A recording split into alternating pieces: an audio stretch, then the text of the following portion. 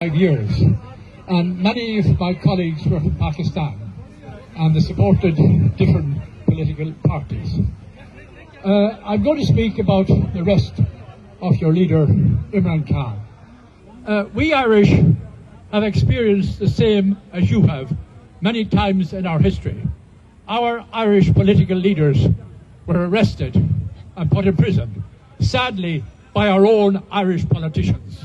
But they were taking instructions from British state terrorists in London.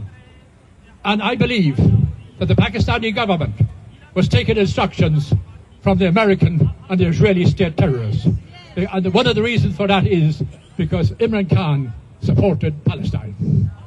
So I believe that all Pakistanis abroad, whatever country they are in, they should put pressure on the government to put pressure on the Pakistani government to release Imran Khan. I just have received good news from Dublin. The Israeli ambassador has closed down the Israeli ambassador in London, in Dublin. So we Irish, we're a small country on the west coast of Europe. We have a very small army, a very small navy, and a very small air force. We only use them for peaceful purposes.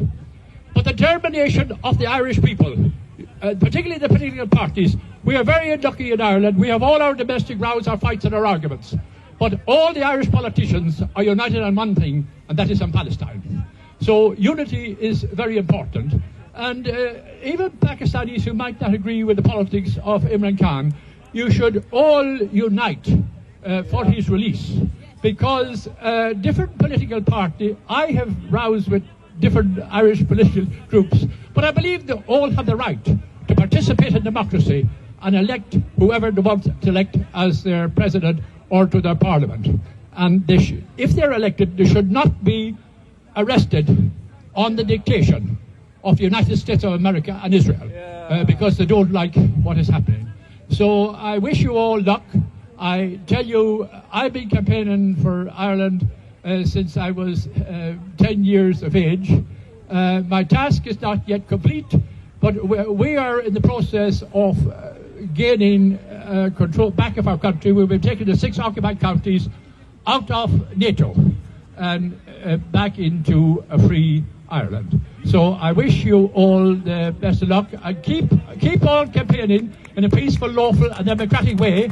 And finally, put pressure on your members of Parliament to put pressure on your members of Parliament to put pressure on the government, particularly David Lammy, to tell David Lammy to ask the Pakistani government to release Imran Khan.